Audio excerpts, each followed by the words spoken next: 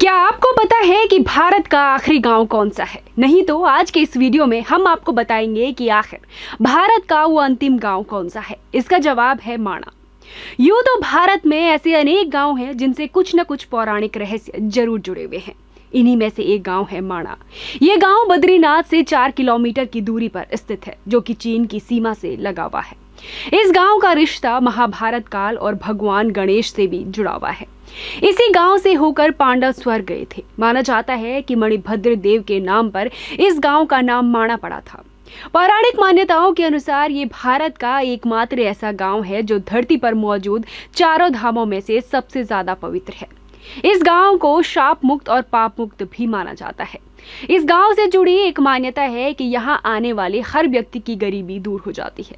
इस गांव को भगवान शिव का विशेष आशीर्वाद मिला है। जो कोई भी इस गांव में आएगा उसकी गरीबी दूर हो जाएगी। ये एक वजह है कि यहाँ हर साल बड़ी संख्या में लोग घूमने के लिए आते हैं। 6 महीने तक ये क्षेत्र केवल बर्फ से ढका हुआ रहता है। यहाँ कड़ाके की सर्दी पड़ती है। यही वजह है कि सर्दियां शुरू होते ही यहाँ के लोग चमोली जिले के गांव में अपना बसेरा करते हैं। आपको बता दें कि यहाँ मौजूद एकमात्र इंटर कॉलेज भी 6 महीने माणा में और 6 महीने चमोली में चलाया जाता है। हिमालय में बद्रीनाथ से 3 किलोमीटर आगे समुद्र तल से 8000 फुट की ऊंचाई पर बसा है भारत का अंतिम गांव माणा। भारत तिब्बत सीमा से लगा ये गांव अपनी अनूठी परंपराओं के लिए खासा मशहूर है। यहाँ कई प्रकार की जड़ी बूटियां भी पाई जाती है, जैसे कि बाल छड़ी, जो कि बालों में रूसी खत्म करने और उन्हें स्वस्थ रखने में काम आती है। इसके अलावा खोया, जिसकी पत्तियों से सब्जी बनाकर खाने से पेट बिल्कुल साफ हो जाता है। यहाँ मिलने वाली पीपी की जड़ काफी प्रसिद्ध है। इसकी जड़ को पानी में उबालकर पीने से भी पेट साफ हो जाता है और कब्ज की शिकायत नहीं रहती। पाखान जड़ी बूटी भी अपने आप में बहुत कारगर है। इसको नमक और घी के साथ चाय बनाकर पीने से पथरी की समस्या कभी नहीं होती और पथरी के इलाज में भी ये बहुत कामगार साबित होती है। माणा गांव की आबादी 400 के करीब है और यहाँ लगभग 60 घर हैं। ज्यादातर घर 2 मंजिलों पर बने हुए हैं। छत पत्थर के पठालों की बनी हुई है। इन घरों की खूबी ये है कि इस तरह के घर भूकंप के झटकों को आसानी से झेल सकते हैं। इन मकानों में ऊपर की मंजिल में लोग रहते हैं, जबकि नीचे पशुओं को रखा जाता है। शराब के बाद चाय यहाँ के लोगों का प्रमुख पेय पदार्थ है। यहाँ चावल से शराब बनाने की छूट दे रखी है।